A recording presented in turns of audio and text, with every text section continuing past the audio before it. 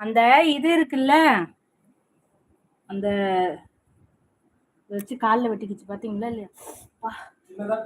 சின்னதுதான், அதான் பார்த்த வேலை. பாருங்க ரத்தமே வருது, நகை வெட்டிடுச்சு.